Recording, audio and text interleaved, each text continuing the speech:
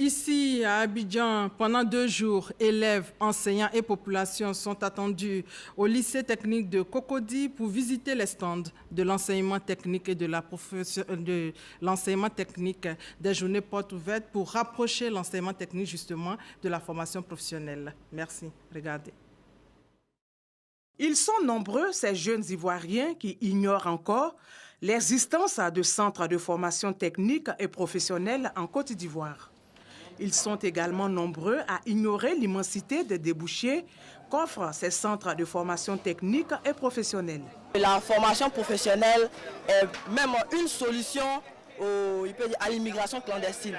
Parce que si ici, tu as une formation professionnelle, tu sais faire quelque chose de tes 10 doigts, tu ne chercheras pas à passer par la Libye pour aller en Europe de façon clandestine. Parce que ici même, avec tes 10 doigts, tu peux réaliser quelque chose qui va faire que tu seras autonome demain. Selon Touré Mamadou, secrétaire d'État chargé de ce secteur éducatif, l'enseignement technique et professionnel est sinistré. Historiquement, l'enseignement technique et la formation professionnelle n'a pas toujours été sinistré dans notre pays. Malheureusement, à partir des années 80, avec les effets conjugués des crises des matières premières et de la conjoncture internationale, nous avons un secteur qui n'a plus bénéficié d'attention particulière. Le ministre annonce une somme de mesures prises par le président de la République pour améliorer l'existant.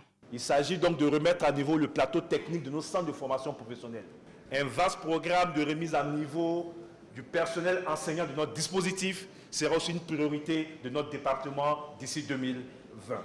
La plus grande innovation que nous allons apporter, c'est de faire en sorte que l'implantation des établissements de formation professionnelle d'enseignement technique dans nos régions soit en cohérence avec l'environnement économique de nos différentes régions.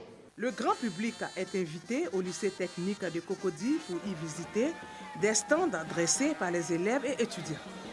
Construction métallique, mécanique automobile, charpenterie, couture, hôtellerie et électronique sont entre autres les filières enseignées dans les établissements techniques et professionnels de Côte d'Ivoire.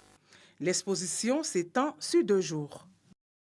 Voilà, c'était là la journée porte ouverte pour approcher l'enseignement technique et la formation professionnelle du grand public. Un reportage de Sephora Zegui et de Grace Kando.